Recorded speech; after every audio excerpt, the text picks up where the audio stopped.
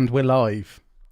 Hello, and welcome to another SCOUTCAST brought to you by Fantasy Football Scout. As always, you're joined by me, Andy, FPL Mode, and we are also joined by the host for the evening, Rich. How's it going, Rich?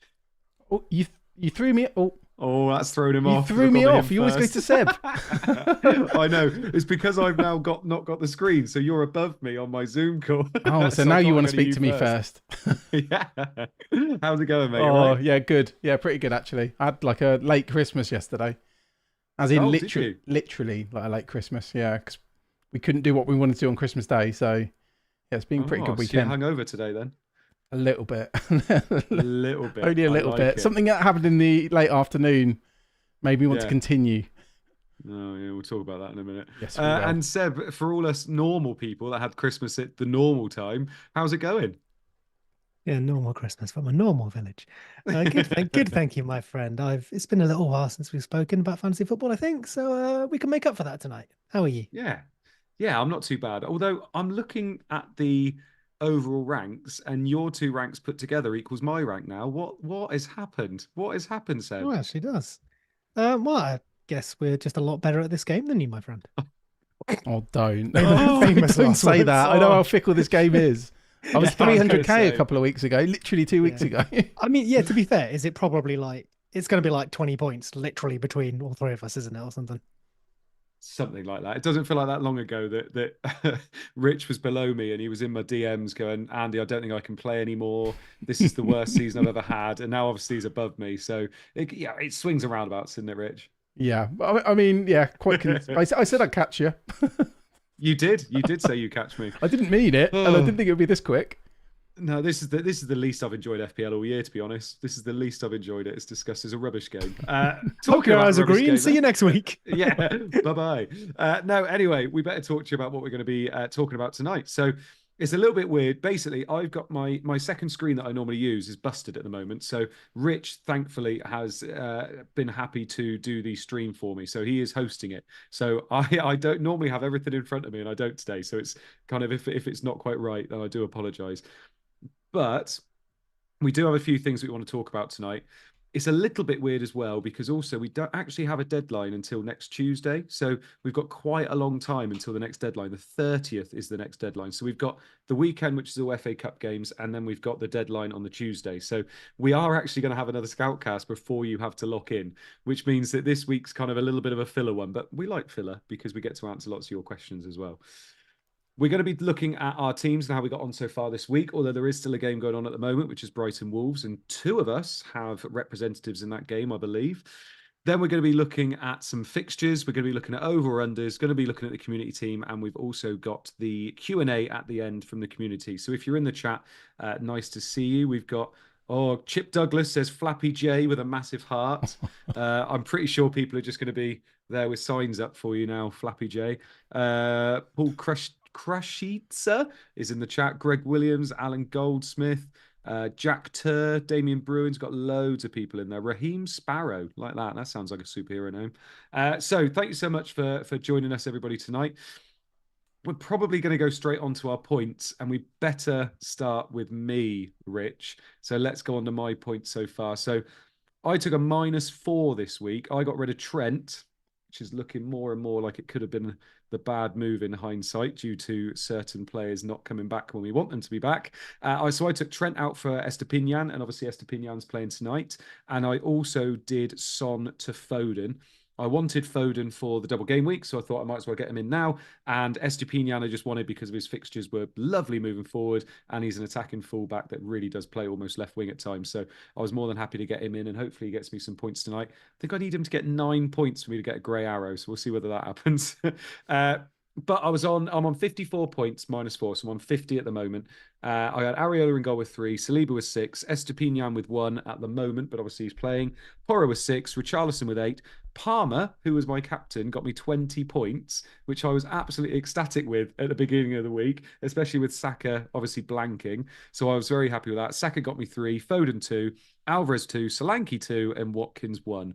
So to be honest, Palmer did get me out of the, Shizer a little bit there. Richarlison and Porro getting me 14 points. I was fairly happy with that, although obviously it was against Manchester United. But yeah, I think with the hit, I'm fairly okay with this week. If Estepinian can get me a clean sheet and I end up around 150, 140k, I think I'll take it considering the hit. So it could have been an awful lot worse. Seb, if we go on to your team next, my friend, we'll save the best till last this week. But Seb, if we go on to yours, you've had a fairly successful week, you'd say? Yeah, just grabbing it up here. So yeah, it's all right. I think I got a green arrow, so you can't complain too much. Finally got some XG turned into G from a defender. A nice little, I'd say bookend to that story, but there's plenty of ups and downs left. But nice little bookmark, a nice little bookmark halfway through the story of the Gabriel Saliba saga. I feel a little happier about that. But yeah, my team. So Raya with 8, Trent 0. Obviously, Slanky will come in for him, so I'll get 2 more points. But realistically, with Brighton playing tonight, I probably drop a little from where I am. No matter what, I'm probably a lot if someone like Estupinan does a bit. Pedro Porro 6, Walker 6, and Gabriel 17, which is lovely. Captain Saka with 6, Richarlison 8, Palmer 10, Douglas Luiz 3, Alvarez and Watkins 2 and 1 respectively, and then not much else on the bench. Johnston, Slanky to come in, like I said, Trippier and Son. So yeah, I mean, big thing for me. Defenders did all right, which was nice, including the goalkeeper. Finally got some clean sheets there. Right. And then, Gabriel did very well, which was lovely. It could have been better though, couldn't it? An assist for Saka would have been all right. But yeah, I mean, all your defenders got attacking returns. I think so. Porro got an assist, didn't he? Yeah, and Walker. Walker did the same. You just got weird 6-pointers. Yeah, nice. Yeah, it's a funny one, isn't it? When you get that assist or a goal and then they lose a clean sheet, it always feels like, oh, there was a bigger haul there, but yeah, take your points. And then yeah, Captain Saka in a 5-0, got nothing. Nearly got something if it wasn't an own goal. I think it probably was an own goal, so I won't complain. I don't mind captaining a player in a 5-0 win. Like, it feels like not a terrible shout, a bit unfortunate, but also it's not like he went and put up like silly numbers either. So I'm happy either way, right? I don't feel too lucky. I don't feel too unlucky. Team's done fine. And frankly, I'm just happy and will live through the next member of our little trio, because despite not owning him myself, someone did. And I'm just happy that he's got points when someone needed him to, because I'm a big backer. I know, and I know, Seb, you've mentioned Darwin a lot this year. And obviously, the moment he comes in, you don't own him, but somebody else does. That's the way that goes. Rich, talk us through your points this week, my man, because you are kind of, I mean, you've got the top spot in the Scoutcast League kind of in your sights. Yeah, I mean, I haven't had a week this good I can't remember the last time I had a week this good. And to be honest, a lot of it's just been luck and patience, I suppose. Because, I mean, Gabriel and Saliba, I've held them for quite a long time now. Yeah. I mean, I did feel like, I talk about that John Stones brace a lot, and I was on the wrong end of that. And I kind of feel like this is justice. Like, I can let that go to bed now that Gabriel's done that. Because I own Stones. Yeah. I know you had Stones. That's why I did feel bad for you, but not as bad, because I remember you having Stones. And obviously I was over the moon for you at the time. But yes. Yeah. So Gabriel and Saliba obviously did brilliant. I went for Estepinian over Walker. That was a very, very late change. Let's see what happens tonight. I didn't want to block that third Man City spot. I mean, Richarlison, since we bought him, has just been incredible value, hasn't he? Palmer with the 10. But I mean, the main man was Nunez, 22 points. So 11 points doubled as my captain. I'm over the moon that he scored twice, obviously, but it was only 1 point more than Palmer because of that late booking. He basically got a late booking, which cost him 2 points, or captain, as it costs us 4.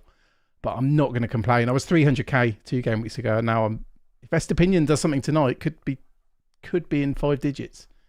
Yeah, lovely stuff. I think you deserve that, though. I think you're completely right with the Arsenal double defence. You held that for so long, and I saw an awful lot of people complaining about the kind of swing between Gabriel and Saliba, but Seb mentioned it before we came on tonight. Like, we've mentioned this for so long about the fact that his XG is always higher in terms of, from set pieces, he's always the one they're aiming for. And we saw it in that game. They really were targeting set pieces. And obviously that's kind of come through. A lot of people mention about, you go for him, you go for Saliba for the X minutes, but Gabriel, Seb, he's been absolutely nailed on for what? 10, 12, 13 weeks now? Oh, yeah. I mean, I think you still give Saliba ever so slightly higher X-mins, but not enough to make up for price and especially historical XG, Gabriel is a bigger threat from set pieces. We've seen Saliba score one or two this season. I know he scored first week when he I got an assist when I the first didn't. week. He got an assist. Was it an assist? Week, Okay, cool. Yeah. Yes, yeah. So and obviously had some, more solid minutes throughout the season. But I think I'd be pretty comfy. Easy saying after he's gone and got a goal and an assist and played 90 for 8. Thanks for that insight, my friend. Brilliant. Where were you last week? But I think, a lot of people own him for good reason. And if you were still looking for an Arsenal defender, I think it still makes good sense. I think on that, I think when Andy made his decision, I mean, he has a lot more money than me. And I think going for Saliba, I think it did make sense at the time. A big reason I had Gabriel and then added Saliba was just because I'm skint. I could not afford Saliba for a few weeks anyway, until I can't remember how I ended up with him. And Zinchenko owners, they've had a decent run, earlier on. I think after game week 8, he kept outscoring Gabriel.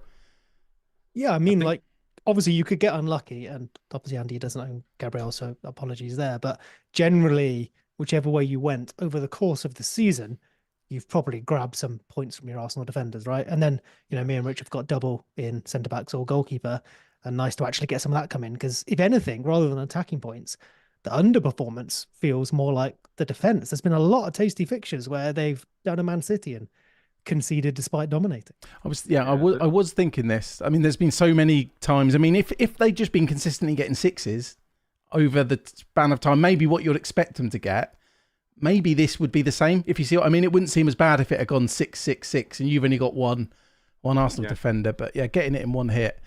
I also wanted to say, I mean, obviously Watkins to Darwin was very laughed up, a few weeks ago. And I know I ended up buying Watkins back, but Watkins to Darwin has pretty much paid off now. I mean, I didn't have Solanke either. But obviously a couple of blanks for Solanke and you make it back. So, I mean, like you, Andy, if you've had 17 points against you, it's harsh. But it's not an end of the season thing, is it? Yeah, I'm not sure about it paying off quite yet. How do you mean? Because a lot of people did it in that week where Watkins did well and Darwin did nothing for those three gorgeous weeks. But then captain Watkins for a blank. Yeah. So I mean, I can make everyone feel better about that. So I mentioned this before live, mentioning it now. I'll mention it afterwards as well, and possibly as well next year at a meet when we all meet in person. I'll still mention it again. But in that fabled, I can't even remember who the midfielder was, but a midfielder and Darwin I took out for Salah. Of course it was. I took out Salah and Darwin to get in Haaland, and I think it was Douglas Luiz when Haaland got injured, and so I missed out on that Salah captaincy hole. The Darwin one now. So if anyone's messed up the Watkins one, I'm worse off than you for it. So don't worry about it too much. It's all good. It's crazy when you consider those. Obviously there was nothing you could do at the time because you didn't know about that information, so making those decisions is obviously tough. But you think you're 65k, and that was probably one of the biggest things to have happened to you this season was that switch. That does seem crazy, doesn't it? It does. I feel like this is one of those really good examples where our memory betrays us, because obviously joking, I could mention this forever, and I will. It's not a joke, it's deadly serious. But yeah, sure, that cost me an absolute bunch of points. Maybe I'd be 12k or something crazy. Yeah. But at the same time, do you remember that Dallo banger? I had there's no skill there, right? So it wasn't just one incident with Dallo. I'm not saying luck evens out, because that's one of those tropes I don't think is really true. But we so often remember, I'm so unfortunate because Haaland got injured, and what could I possibly done? I'm 40 points down. It's but I'm probably 30 points on another decision. So you either have to note it all down and sort of work it all out, or just roll with it, Yeah, exactly. And again, every time, for instance, obviously I've had 2 weeks now which haven't been the best, but I just keep thinking there's so much time to go with all these double game weeks and fixtures and things. People were complaining in game week 1 saying their season was over because they still had Gabriel and not Saliba, and you just think there's just so much time to always bring things back. There really, really is. And look at Rich this week. He was 300k 2 weeks ago and he was bottom of our 3, and now he could potentially be top after tonight, which is mental. Also, everyone's talking about if they had Gabriel Saliba game week 1. I mean, I had Rico Lewis, didn't I? So I held him for about 10 weeks. Did you miss? You missed out on his goal as well, right? What, Rico Lewis? Yeah, he scored one goal and you didn't. It was it was sandwiched in a bunch of weeks when you didn't have him or something. I think I just sold him. I mean, I only started him once. That was an awful decision. Holding you've earned Pedro twice for long periods of time as well. But yeah, I feel like your squad's doing well despite you being in control, if that makes sense. All the bench points I had as well, yeah. Yeah, exactly. But I mean, isn't that the thing, right? Because we can rise to a good rank either by scoring a silly number of points in 1 week or just consistency. Both will get you there. I feel like the key is not allowing the opposite to ever get you down. So like one really bad week or a couple of dodgy weeks, it's all basically recoverable, and it's about sticking in there, not allowing it to affect you, and still making reasonable decisions up front. Is how you cling on to something okay. You can define what okay is. Very, very good managers will finish 400k sometimes, but generally you can average inside 50k or something by just being sensible, really. Or Captain Darwin. Once you go on or do that, mate. Yeah. Just never captain Saka. Right, let's move on to some fixtures then. So we've got the transfer algorithm, Mikel's fixtures, so we can have a look at the double game weeks, the blank game weeks, and the other blank game weeks that are potentially coming up.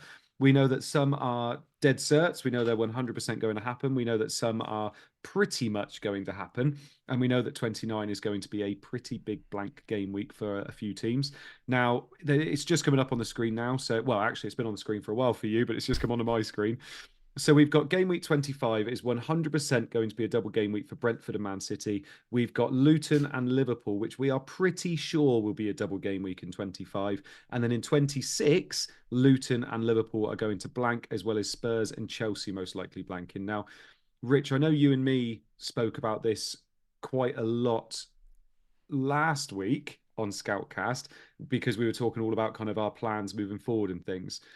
Now, the big news that's come out tonight is that Mo Salah's agent has come out and said the injury is worse than we first thought. So 21 to 28 days, they think Mo Salah is going to be out for. Now, a lot of our chat last week was about, do you get Salah back? When do you get Salah back? Obviously, it's based on AFCON. He's come back from AFCON to get treated by the club. Klopp has said, he might go back for the final, but it doesn't look like Egypt are going to make the final anyway. So there's an awful lot of question marks around Salah. If we're basing it on him being out 21, 28 days, he's got double game week in 25. And obviously you can just very quickly tell us when he would likely be back. He's got a blank in 26. A lot of us are holding money to try and bring him or Haaland back. What's going on? Can you kind of, just kind of shed a little bit of light for us? I mean, that quote that came out earlier, it was from his agent, wasn't he? And it said 21 to 28 days. So if you take the 28 days and take it from today, and again, I don't know when these quotes are from, but let's take it from today. If it was on the higher end, so like the 28 days, he would miss the first game in the double in 25 before blanking in 26. So, I mean, it's interesting for a lot of reasons, isn't it? Because I mean, I've got a setup, we talked about it last week, where I can probably only have Salah or Haaland. Unless I free hit, I'm not going to be able to have both. So I'm kind of happy about that, but then obviously it's going to be getting the right one. And if you decide to go for Haaland and avoid Salah, one little piece of news could completely flip everything, on its head. Yeah. And then there's obviously Jota and Darwin after yesterday. Will Trent be back as well? So while they do have a couple of tougher fixtures, I think it's Chelsea at home, which actually I think is all right, and then it's Arsenal away in the next two. You've got extra options at Liverpool as well that we can look at. I do love the idea of those extra Liverpool, but Seb, we've got to have some kind of an eye on 26 in terms of there are people out there that own Richarlison, they own Porro, they might own a Chelsea player, you never know.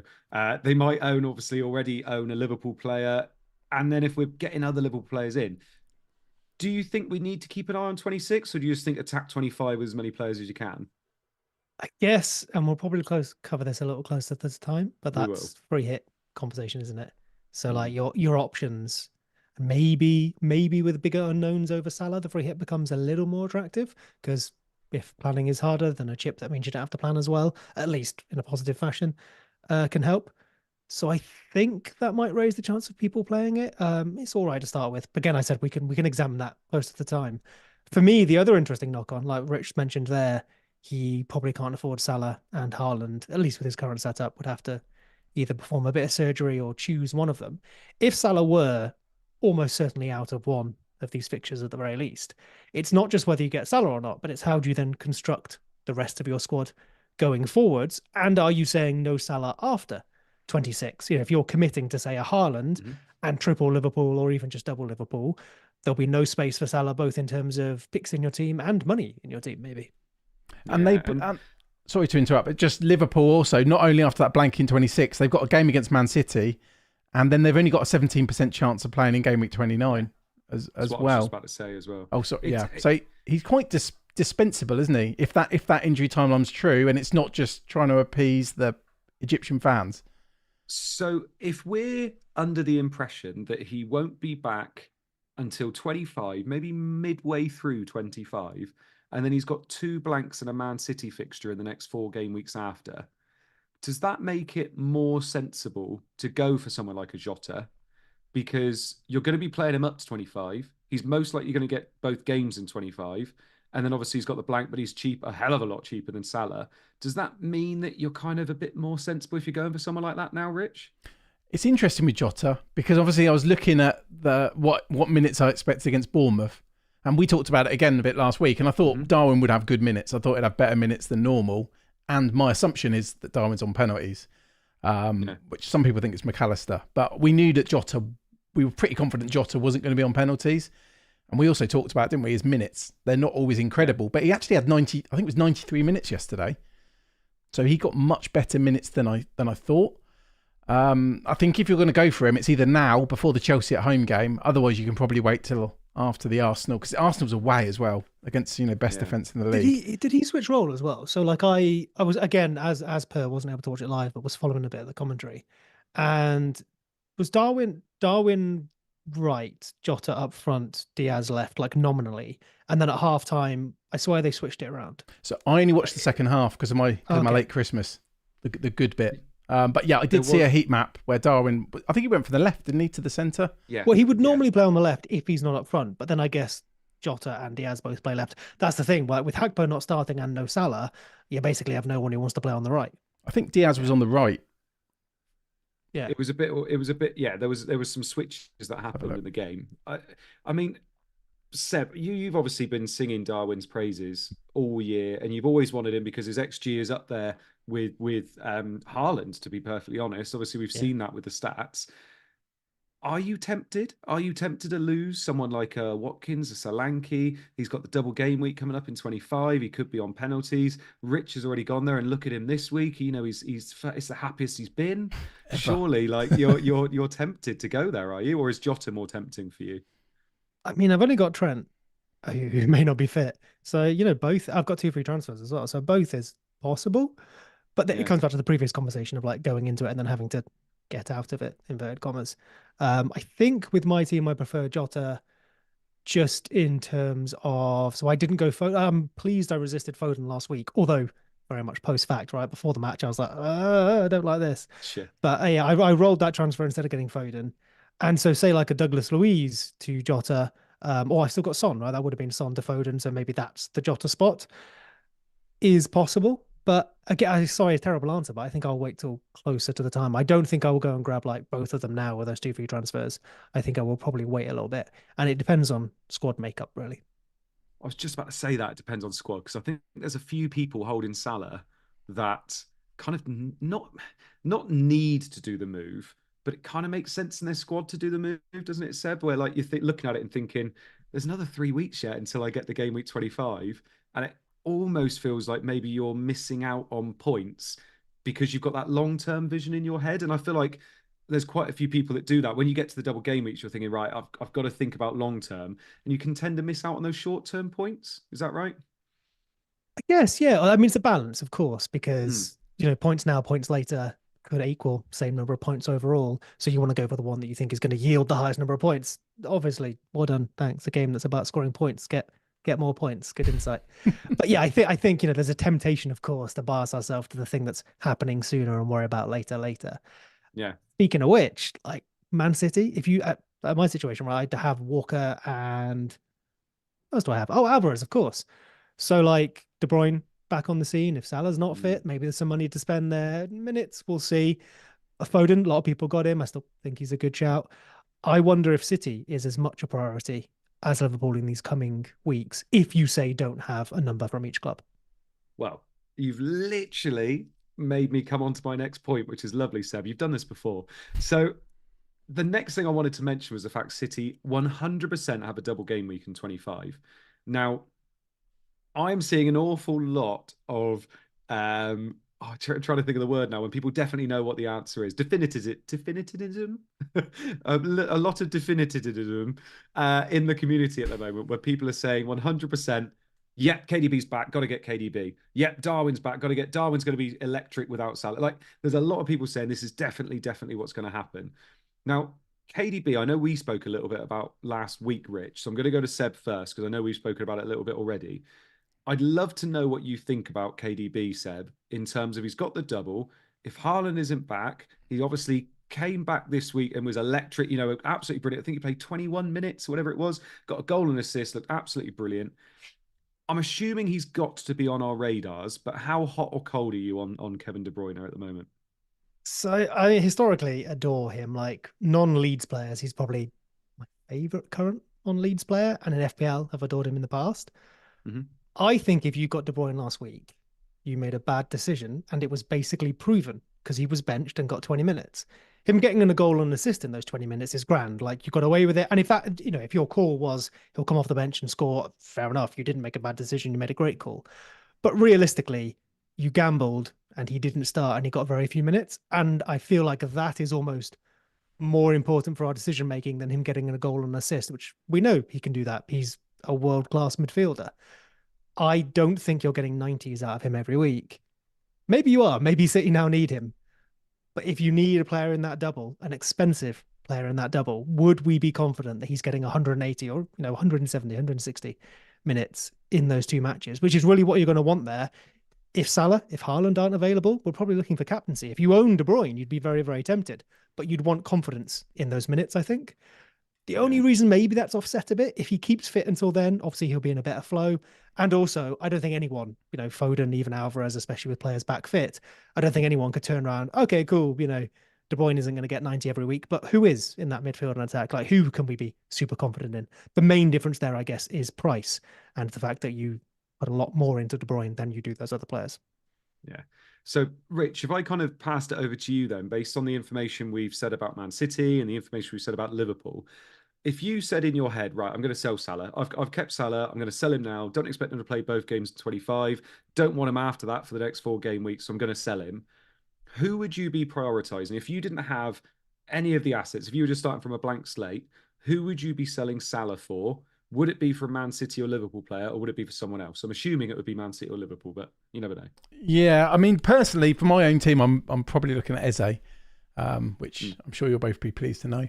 I think if I was starting from scratch, I'd still rather go from Foden over De Bruyne. I think the minutes, I mean, maybe there'd be an argument that Foden's minutes won't be as good, but I do think that he will still play. He's had Pep's been very complimentary about him and about his maturity as well, which possibly hints to why, he got dropped randomly in the past.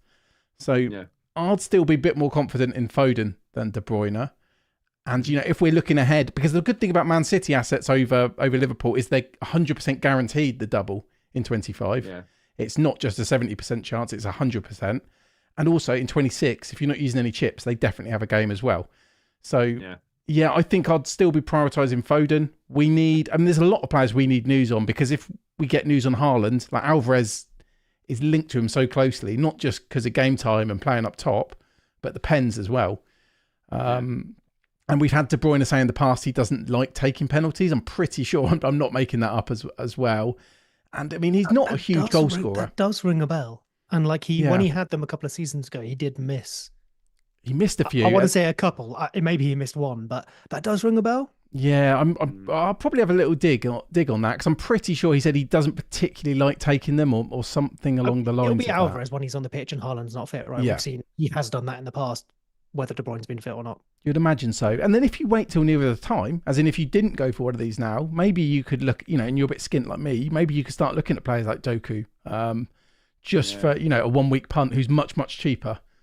I mean, I would promote the defence as well. If you don't have a defender, I think Walker, and the minutes for City is always a risk, but look at Walker's run of 90s. I think he might have played 90 in every match so far this season.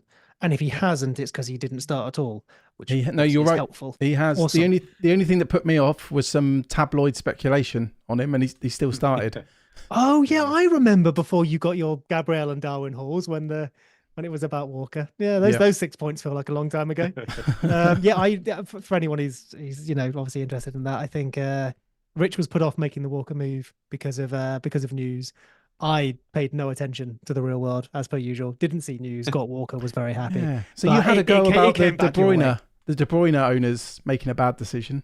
But if you've been reading Heat magazine or the Sun or Mirror, whatever, mate, I'm trying to deflect from my own bad decisions, right? Point everyone else so they can't point at me. So Seb, I'm going to ask you the same question then. If you were to prioritize selling Salah for an asset, which asset do you think you would be prioritizing? If you had no assets in midfield, like say if you were wildcard or whatever it is, who would be your priority getting in? So I've got Son. I don't have Salah, but it's a very similar. So the move I will make will be a very similar one, I think. I don't think enough has changed from when we last had this conversation. For me, probably not to pursue Eze. Thought he was very, very good against Arsenal. There is a bit more information out there. De Bruyne has played, did do well. Salah obviously potentially injured. Haaland still out. Trent out. So there is new information. It's not exactly the same. But for me personally, I think at least with one transfer, I may well also be going Eze for this period. Maybe still rolling the other so that I can then answer that question a bit more later, whether it's City, Liverpool into that period. And I do have Walker on Alvarez. So for me, it would be, say, if Haaland were declared fit and De Bruyne looked like starting, then I'm a bit more worried about Alvarez. I've only got Walker. So then I'm probably looking at a City asset at that point. And does that enable Haaland for you as well? Because that's part of my thinking. We're doing Son to... so Son to Eze would mean like Alvarez up to Haaland, for example. Yeah. That would have been there are 2 transfers for that reason. That would be a very easy move for me. Something we're going to have really tricky, and I don't want to go on too much of a tangent, is looking which one to sell. Because I know, Andy, you mentioned looking at people might look at selling Watkins or Solanke. Yep. But then I was looking at like game week 20. What are we in now? 22. Are we going into 22? God, I should know this. Yeah, we are. This is game week 21 now. Yeah. So I think game week 23 is quite interesting for captain. Because it may well be, it's the reverse of a couple of weeks ago when Villa have got Sheffield United again. And I think basically Solanke and Watkins could actually be captain options in that game week in 23. So I know people are going to want to be looking at selling Watkins and Solanke, potentially anyway, to look at players like Darwin. But I mean, we need to have a captain option each week as well. Because in that week, it's Arsenal-Liverpool. So that's a lot of players, isn't it? A lot of people have got triple Arsenal. Yeah. Probably still have a couple of pool as well. And that's in 23, you said? That's 23, yeah. So the start of February. You've got Arsenal, Liverpool. I mean, Man City are away to Brentford. So I guess you could look at a Foden or someone. But yeah, so you could potentially wait for Liverpool players for 24. Yeah, potentially. It's just who to sell from the strikers. And there's going to be this, if we don't get a clear Haaland update, what's Alvarez's value? We don't know. So it could be an argument in waiting for Haaland as well. I do think if you're carrying a transfer, you're probably looking to spend one each week at the moment and keep rolling the second rather than spending both. At least that's what I'm feeling with my own team and my situation. Yeah. And lastly, before we move off of the transfer algorithm, before we move off of the double game week kind of a matrix we're seeing here, Rich, there's another team that doubles in 25. Well, actually, there's 2. There's Luton, but we won't talk about Luton too much apart from Doughty. But there's Brentford as well. Obviously, the return of the hero. I did mention that I thought that narrative was slightly weird, but there you go. The Undertaker's theme music. Yeah, exactly. But game week 25, he's got 2 fixtures. He obviously scored using the dark arts, as people were saying, because he moved the ball a little bit. But obviously he scored with his return. He's historically been a very, very good FPL asset. He's got a double game week. He doesn't blank in game week 26 or in game week 29. If you're looking to move off Watkins, Solanke, Alvarez, whatever it is he an option? I mean, he's an option for sure. But then the problem comes down to, I guess, what we were just talking about, where it's hard to sell Watkins and Solanke right now. Alvarez has immense value until Haaland's back, and then he might even have value beyond that. We're talking about Darwin as well, who's then got the double, although would then blank in 26. So I think it's quite tricky to get him. I mean, I'd love to have him, but there are some bad fixtures there. So I think you can justify not. It's not like if they have an incredible run, plus the window's open as well. So while it looks like he's going to stay, who knows what's going to happen in the next week or so. So for me, I don't think it's worth the risk when transfers are so precious and there's so many other good strikers. Seb, you got the same kind of thoughts or? I really, I don't think you ever said his name. I really wanted you to end that with like Matthias Jensen. Yeah. I mean, I miss Brian Mbeumo. Obviously, he won't be on penalties while Tony is available, so he's a much less attractive option than he was. Although maybe he will be when he's back fit. He's injured at the moment. I think Rich put it nicely. I think as an FPL asset, he has massive promise, but the spot he fills in the squad, unlike Mbeumo, who was a midfielder, is maybe harder to move around at the moment. And those fixtures, as you said afterwards, just aren't that great. So it's not like you could just grab him and go, cool, I'm sorted, I'll hold. You may be looking to fumble him around again in the future. Yeah. But I guess if you do like him, the one thing, like he's been off for, misbehaving, which is not great, but he wasn't off injured. So he has come back fit. Hopefully injured players come back fit too, right? He's been out for a long time, but he hasn't been out injured. So he has been able to keep himself in shape and whatnot. So maybe we see him go on a crazy run while he's trying to prove something or whatever. I don't know. Yeah. You almost went into a little bit of X narrative there, Seb. Oh, yeah? See you do I guess I did. Yeah. Right. Rich, if you could bring up the com team for us. So com team. Okay. I went to over and under. Nothing bad. Oh, that's all right. Nothing bad. I didn't put your holiday photos on there or anything. No, they're on there ready to go though, aren't they? I've got them in a different folder. Yeah, bet you do. So we've got the com team up on the screen now as well. The community team are on 55. They took a hit at the moment, but they took a hit this week, but they do have Gross playing at the moment as well. And they're going to be getting Gahey's 1-pointer off the bench. They sold Salah for Saka and then captain Saka, and they sold Son for Gross for a -4 as well. They're on a small red at the moment, and I know they were below all of us last week, so they must still be below us, which is not too bad. But Rich, I mean, they were breathing on the back of your neck not that long ago, so you must be happy that you've got a little bit of breathing space now. I mean, they were ahead of me. I think they were quite a bit ahead of me for a couple of weeks. Fair enough. So yeah, that's what motivated me though. So I'd like to thank them. Oh, you'd like to thank them. I mean, they've got to have their uses at some point, haven't they? So, Seb, obviously, the team's good. The team is good. There is no way at all that they can possibly catch you, Seb. So you must be very, very happy. Well, they'll have to start making better captaincy choices to start with, won't they? Exactly. I mean, Captain Saka bringing Gross. Those actually sound like things I could have done. So I can't really complain there too much. Oh, Saka, gross. Right, let's move on to some over or unders now then. So you can do it now, Rich. Okay, it's on. Yes. Can you remember who's on there? Oh, I've got it up on my screen. Nice. I've got it up on my phone. So we got some over or unders. Now, we will do over and unders. I'm wondering whether we do it again next week. I'm not sure. We'll see. But we've got KDB up first. So I predicted him only 12.5 points because I am a little bit worried about X minutes as well. Burnley at home, Brentford away, Everton at home. The fixtures are pretty good. So it's all about those minutes, really. So 12.5, Seb. What do you think, over or under? I think you've gone low. I mean, even with reduced minutes, those are decent fixtures for a good player. I think he gets over 12.5. Yeah, Rich? Yeah, I think it's hard to argue against it. Yeah, I'm gonna go over. I mean, he is obviously incredible on bonus points. Even after 20 minutes. Even with 20 minutes. I mean, that was a bit of an outlier, wasn't it? That's what's drawn everyone's. Well, I mean, attention was drawn to him anyway, wasn't it? But that's gonna definitely help. Yeah, I'd never project him to get less than 12.5. But okay. I mean, he's still quite expensive compared to what we have, and there is still that minutes risk. So I think I'm going to go less there. I think he's going to get less. I just think he's going to be. I think the only reason he goes under is injury. I think. Yeah, and yeah.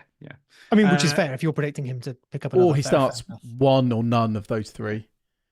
That would work too. Yep. Ivan Toney is next. I predicted him 10.5. He's got Spurs away, Man City at home, and then Wolves away.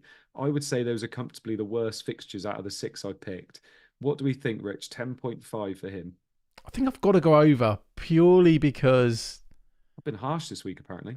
I think you have. I think the breaks made you. Yeah, I think over. It's just one penalty, isn't it? Like penalty, 9-pointer. If you want a bit of narrative and story, he did well against Man City that time, which you'll never let us forget. Oh, yes. Yeah. I mean, he's going to get minimum 6, isn't he? Absolute minimum, he's going to get 6. So it's an attack and return. Seb, what do you think? Is he going to get an attack and return against those 3? I mean, again, I agree with Richard's logic. I don't think he's a particularly fantastic pick over that period, but 10.5 is low enough that a penalty and he probably clears it. Fair enough. Well, we got Jota next then. So obviously he's absolutely cleaned up. He's gone past his projection for 3 weeks in 1 week last week where he got 17. I projected him 13.5 points. He's got Chelsea at home, Arsenal away, Burnley at home. Seb, what do you think, my man? 13.5.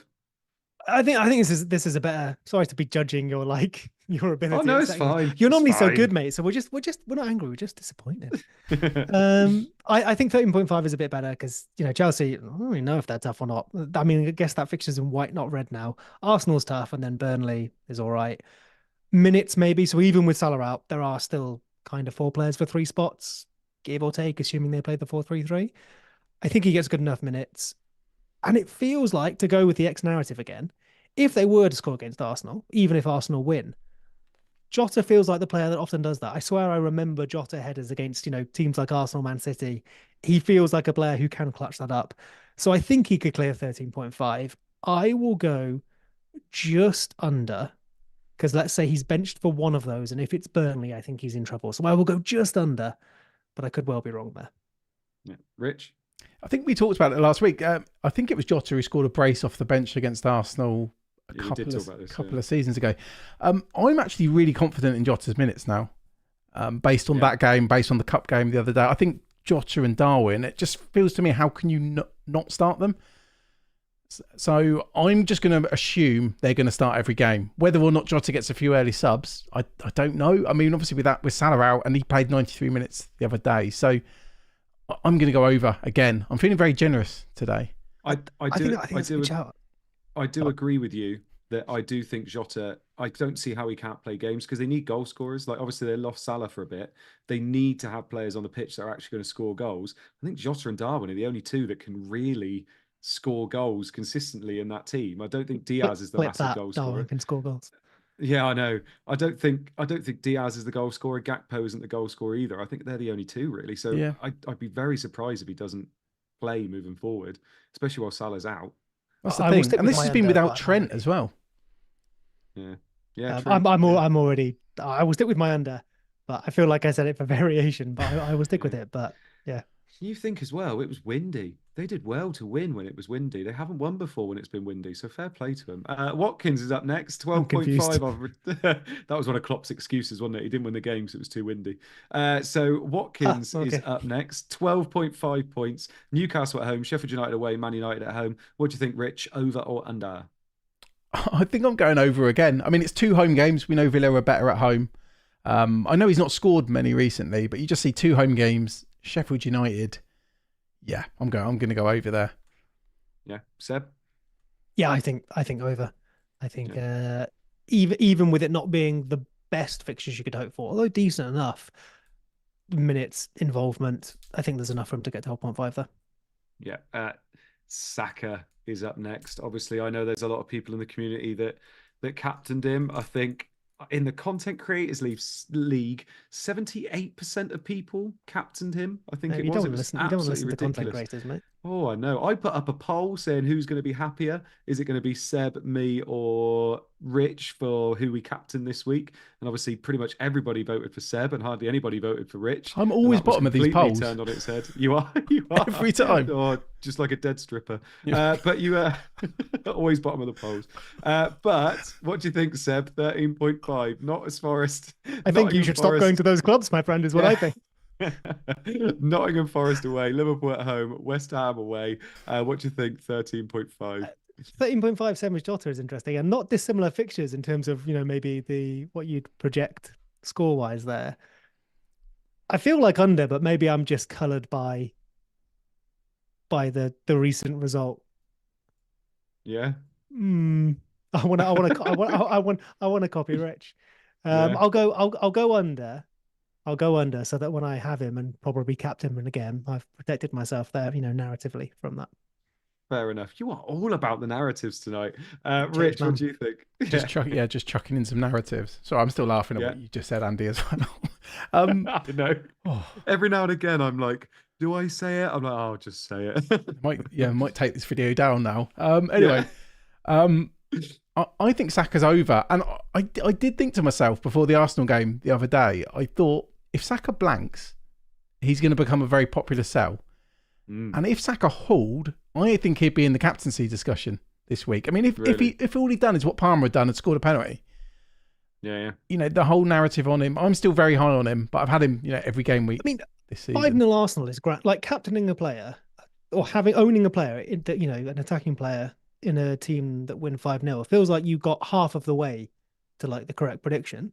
I do think it's worth noting that his own numbers weren't all that special by any means. And if he had got the assist for Gabriel, he wouldn't have added much XA for that. So at the same time, you'd want more involvement. But I think, you know, if you think they're going to go and do 4 or 5 against Forest again, if I told you that now, you know, Arsenal are going to beat Forest 4-0, you'd probably fancy owning Saka, even captaining him, right? No, 100%. And you're getting 90 minutes. You're getting the penalties. I think it's about 0.7 XGI on average, which is really, really good still. I know his numbers. I mean, his numbers weren't that incredible last year, whether they were pretty much in line with Odegaard. And I think his XGI is a bit lower than 0.7. Yeah, him and Martinelli. I think he's like 0.5 gone down. Maybe I've made that one up. Yeah, I'm sure I got it somewhere that was 0.7. He's all right, if I remember. So we had this a couple of weeks ago, didn't we? He's always a bit lower than I expect. I think he's like 0.5-ish, maybe 0.6 at best. I mean, he talked about being double and triple teamed by opposing defenders. What is that, Andy, in the... Oh, sorry, no, we're talking about Saka now. Cool. Yeah. I was seeing Andy trying not to smirk. We've moved on, Seb. We've moved on. I don't know if that's anything new. I think that was happening a bit last season as well. But yeah, I don't see him as a problem at all. And I wouldn't be shocked if it's over. Can't double team him on a penalty, can you? So if they earn a penalty and he does indeed take it, you have your points. That's the thing. He's giving his penalty, or was giving the penalties away as well. I mean, he's probably going to have to be given one. You know, even if he wasn't on penalties, you'll probably have his teammates giving him one just because. Yeah. So yeah, anyway. Yeah. Anyway, moving on to the last one then. Van Dijk is up last. So 10.5 I've given him. Chelsea at home, Arsenal away, Burnley at home. I've got a feeling he's going to start sneaking into teams when we get close to the double game week, especially with the injuries that we have at Liverpool at the moment anyway. Rich, what do you think? Van Dijk, 10.5, over or under? I'm doing the clean sweep here, aren't I? Yeah, 2 home games. Yeah. I think that's easy over, to be honest. Yeah, so over for them all. Yeah. Seb? It's basically 1 clean sheet, isn't it? Ooh, nice. Okay. No, I like it. Yeah, and he's got decent enough attacking threat. Not very good. Often, yeah. Yeah. Right. So thank you very much for doing the overs and unders for us, boys. And again, thank you so much to Farrell, who does these graphics for us. He is an absolute legend. Right. Let's have a bit of a Q&A to finish off then. And we might even be able to get back to watching Estupinian playing centre-back, apparently, and not attacking at all. So if you've got any questions, chat. We peaked about 500 people at the moment. So if you've got any questions, feel free to chuck them in and we'll try and answer as many as possible in the next kind of 5 minutes. Remember, we are going to be back again next week. So before a deadline, so we've got no deadline this weekend. The next deadline's on Tuesday. So you will get to see us 3 again. We apologise. Next Monday before the next deadline. So Andrew Griffiths, why the love for Saka? 2 goals since game week 9. Rich, you've obviously kind of said, nope, I love him. Why aren't you getting rid of him? 2 goals since game week 9. I mean, Seb covered a lot of it. You know, he's playing in a great team. He's nailed on. He's on penalties. Like, I genuinely don't see a problem with him. Yeah, I'm just happy to hold him and forget about him. I mean, yeah, he is more expensive. I mean, I'm always actually quite shocked how much he's gone up in value. Like, people have been buying him. And I assume they've been buying him, you know, for the same reason as well. I don't think there's that many better alternatives. Like, yeah, you could look at someone like Jota, but you're not getting the guaranteed minutes. Put it that way. You're not getting the minutes you're getting from Saka. So I just see him as an easy, boring hold. And we get this a lot. Luiz. Say it again, sorry. You could get Douglas Luiz. I mean, you could get Douglas Luiz, and he's cheaper. You can have both, mate. Garnacho. A team of penalty takers. And let's look. I mean, we looked at his fixtures, didn't we? They're not bad. I mean, they're not incredible, but I mean, yeah, Forest and Liverpool, yeah, that's tough. But then West Ham, Burnley, Newcastle, Sheffield United, Brentford, they're really, really good fixtures. And we talked about this, you know, when Trippier. I mean, let's go back a few weeks or months rather, when Trippier, you know, was getting 1 pointers every week. The fixtures were good. People got him in. He got like 50 odd points in about 4 or 5 weeks. sometimes you just got to hold them and be patient. I mean, look at Darwin this week. Look at the Arsenal defender. Well, Gabriel. Yeah. I mean, the two things I'd just add to that as well is I think you kind of touched on it there, but a lack of other options. If we had had a fit KDB, if we had Salah fit, if we had Bruno Fernandes and Rashford firing, whatever, Son wasn't also, off doing international duty. Sure, maybe then you'd think, oh, there are better options in my team than Saka. But you actually have to try quite hard to find someone better than Saka at the moment. So then it just comes down to, well, how good or bad is he? I think, I would have liked more from him, not just this week, but in previous weeks. I would like him to be doing better, but he's not doing badly either. And I feel like we always fall into this trap where, like, if someone isn't quite performing as well as we think, well, that's it. They're dead to us. He's still doing all right, and he still has a decent enough potential going forward. So the thing for me that would really make me consider losing him is alternatives. I'd need someone to move him onto, and not an Eze. It would have to be like a Salah, wouldn't it? You'd have to have, it gets the double, and if selling if selling Saka, or even selling someone like Watkins, if that enables you to have the two premiums, who may not even be fit by then, I could see an argument then. Yeah, exactly. But I mean, the only players I'd prefer having in midfield at the moment are like Richarlison and Palmer, but both of them blank shortly, and I don't necessarily think Palmer's better. And I mean, like a Richarlison, Palmer. Who else do people want at the moment? Like Foden, Jota, Saka, 5 midfield is entirely reasonable. I assume I've missed someone, but even just take 4 of those. That's a fine midfield at the moment. You don't have to sacrifice Saka. I wouldn't say. Here's an interesting question: if you didn't own him, would you buy him? Because that's maybe a different way of framing it. I don't think I would be at the moment. I'd feel like that double game week would be where I'd be targeting those players. So I feel like Jota, Foden would be higher up my list than Saka. I feel like Saka's got some nice fixtures later on, like Rich has just said, but I just don't think I could prioritise Saka over, say, like a Jota, Foden. Thing is, though, Saka, he's going to be playing every single game, and he's got penalties as well, or majority of penalties maybe. So but I don't think I'd prioritise him over those two mids. I think that's fair. He's got 14 attacking returns in 21 games. And he actually missed a game as well. So 14 in 20. And that's with giving away a few penalties as well. I'm assuming he's in team of the season, which he is. Yeah, I think just expectations high than he is delivering. I think rightly, though. I don't think he's been doing as well as he for instance, he isn't doing as well as he was doing last year. And I was talking to, I think it was Rich, maybe on SCOUTCAST last week, saying that I find him really hard to captain. I genuinely obviously I captain Palmer over him this week because Palmer just seems to absolutely boss games when he's playing them. Whereas Saka, that you can go 70, 80 minutes and barely hear his name. Obviously the assist was from a corner. And I find it really hard to captain him. I don't have a lot of confidence. I know we all did last year, and he obviously hauled, but that was his only haul all year. His biggest one. I don't know. Palmer's obviously more central, like literally geographically in that team. So I haven't looked at this, but it may well get more touches. But it's not number of touches you care about; it's where those touches are, of course. And I think another thing, absolutely. And I think another thing that maybe doesn't help this is last year. I was saying a minute ago, right? He's like 0.5-ish, 0.6 XGI per 90. I'm pretty sure he was exactly the same last year. I remember us having that conversation where like him, Ødegaard and Martinelli were basically almost exactly the same XGI.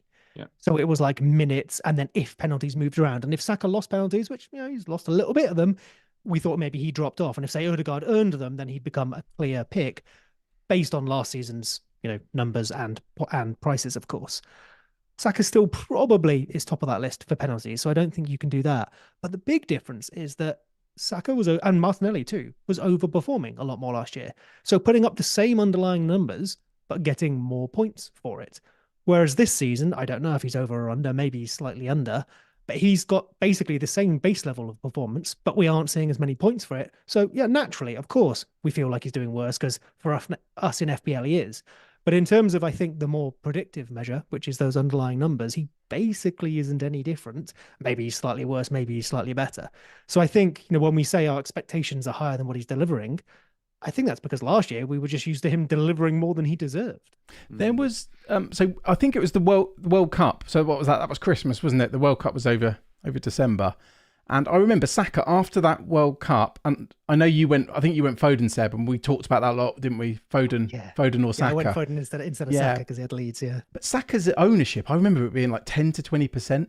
And he was scoring like regularly. So I don't know. Odegaard did very well then as well, didn't he? Yeah, I think Odegaard was more popular, and Almiron was talk of the town at that time as well. But this did happen a little bit last season where he went a bit quiet. He wasn't very fashionable. He wasn't a very popular pick. But then he absolutely, exploded towards the end of the season. So I don't know. I think. Are you thinking of selling then? No, I'm not. No. I'm going to hold him because he's, like I said, he's a 90-minute man. He's on pens. He's on can be an attacking team. But I do think something's changed this year with them a little bit. I genuinely do. And their goals are so spread out as well. I do think it is a little bit different to last year, personally. Yeah. And like I said, if I had a wild card now, he would be one of those players. I'm like, do I pick him? Do I not pick him? If I had to free up a bit of funds, I feel like he'd be somebody that I downgrade. And that could be wrong or right. And it could be the next couple of weeks he has 3 penalties and all of a sudden no one's ever talking about it. But I do feel like there is something a little bit different happening this year with them. But I feel like we've spoken about Saka for quite a while there. I think we're doing quick fire questions really well this week. Yeah, I know. Yeah, I want to try and get 2 more questions in because I've seen 2 more I want to go for. Attaboy says, "What are your first thoughts on chip strategy?" So Seb, if we go to you, just run us through what you're currently thinking you're going to do for your chip. I will give you my very honest answer. I haven't thought about it enough to tell you, so I won't guess and possibly ruin your plans. Yeah. Rich, I know we both mentioned chip strategies a bit last week. Just talk us through what yours is roughly at the moment. Yeah, I mean, there's cup games in the week, so I guess we'll have a clearer picture at the end of the week. I mean, I'm pretty set in my mind. I'm not going to free hit in 25. I'm going to triple captain or possibly bench boost, but obviously that depends on all kinds of injury news. There's some key injuries we need to know about, which are basically Salah and Haaland. And beyond that, I genuinely don't know. It's just waiting, isn't it? It's just waiting at the moment. Yeah. I mean, I'd rather use like free hit in a double if I'm honest. Yeah, I'm exactly the same. And I'm looking at 25 and thinking, God, if Haaland and Salah aren't back, would I use my triple captain on another player? I don't, because obviously I was looking at 25 and thinking, yeah, triple captain, that's going to be good there. I'm looking at it and thinking, I'm not sure I will, but I'm pretty sure I'm going to be using wild card in game week 30 or 31. I mean, so dead end into 29 and then wild card after that. But we'll see what happens. What would be fascinating is if Salah and Haaland are out for that double. Yeah, I know. And then do we look at like a triple captain on Trent or Darwin or De Bruyne? I think you've got to still use that triple captain because I'm not sure when you're going to use it later on. I think it would be Solanke. Feel like I've got to go Darwin just to reclaim him as my FPL asset. There's been people saying because I think Bournemouth are due to have a really good double, so that would be the plan B for the triple captain. But I mean, imagine Solanke got injured and then you're like, I'm going to have to triple captain Kiefer Moore or Billing or Kiefer Moore's going, mate. On paper, good player, team that have done much better recently with good fixtures would make a lot of sense, but nuts to put a triple captain on a player in even just the price category of Solanke, right? That just feels that feels like we shouldn't do it. But of course, that how we feel about it means nothing. But crazy. Yeah, exactly. Right, last question from Michael Scott. I love this question. If there was a content creator version of the Traitors, I can imagine Greyhead organising that. Which content creators would make the best traitors? Oh, what do you think? Go on, Seb? You look like you're eager to answer this one. Go for it. He probably wouldn't count himself as a content creator, but my man creates content. Andy Martin would destroy that game.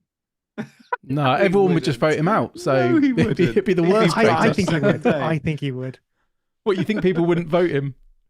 I don't know. It just feels like anything like that feels built for him, right? Because these are it's not like you don't know him, right? You meet these people for the first time. So we've got all this, we know Andy from being Andy. You met Andy for the first time. Especially he gets made a traitor. I think he eats in that game. Eats porridge. Yeah. Yeah. By the way, that isn't Rich being mean. He eats porridge on Twitter, right? Just in case anybody isn't on Twitter. It's about 80% of his personality. He loves porridge. Yeah. It's porridge. Rich, what do you think? Who would be the best traitor? Oh, do you know what? I really don't know. I know who wouldn't. I don't think Harry would be very good. I think he comes across as too honest. Yeah, I agree. He'd be like, he'd walk in and go, "I'm a traitor, guys." Yeah, I reckon Az would do a good job. Do you? Yeah. Yeah, he's a bit sneaky, isn't he? He's a bit sneaky. I agree. See, that's the thing though. I feel like, I mean, I said Andy, but like, people who you think would be good faithful, good traitor, or whatever, often aren't, because everyone goes, those early round tables, everyone just goes with random emotion. And they basically base it on if they like people or not. So like you go like, oh, you'd be a traitor because you're sneaky, whatever. So we just get voted out immediately then. If you act like a traitor, people think you're a traitor. It doesn't matter if you are or not. The ones that do well from the first series, was it Amanda, Andrea, something like that. Oh, the one I think she described herself as like a grandma. She was amazing. Like the amount of times people were like, "Oh, I just love you. I could never," and she sat there being like, "Yeah, me too." And then it cuts to the B-roll and she's just laughing. That's the traitor that wins. I mean, I know I've said Andy, so probably contradict myself now, but those are the people that do well. I mean, a few people have said it in the chat, and it's someone that I would have said. I think Praz would be quite good.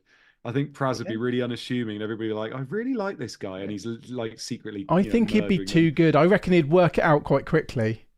Well, the other one I was going to mention was, imagine Ben Crellin doing traitors. Like, he'd already have. You're not allowed laptops, though. 3 weeks. You can do a spreadsheet. Spreadsheet of exactly. Who voted for who? I think Ben might get banished quite early. Got a 28% chance of being a traitor.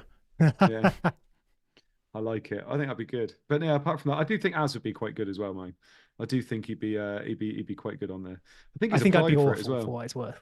The only thing I will say is, if anybody does apply for the traitors, which you can, it's in May, so they actually record it in May.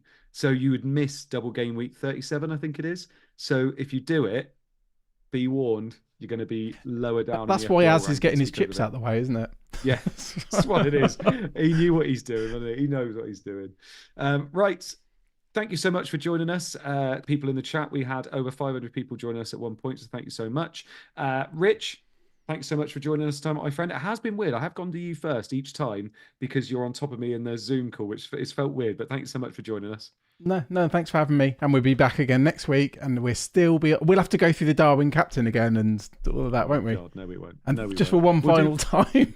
We'll do bus teams next week, by the way. I should have said that. So we haven't looked at bus teams tonight, but we will be looking at them next week. And Seb, thank you so much for joining us again. I hope you enjoyed yourself. I have. Sonaldo. I think Sonaldo would be really good. Yeah. I've been thinking about this. This is very important to me now. I have. Yeah, it's been a little while. I felt a bit rusty, but hopefully warm up for next week. Thank you so much for letting me back in. Rich is top now. That's fine, but I will accept my new place below him. Yeah. Good man. Right. Thank you so much. We will see you again next week. Remember, the deadline is not this weekend. It's next Tuesday. So you get another one of us before the deadline. Thank you so much. And we'll see you next week. Bye-bye. Bye.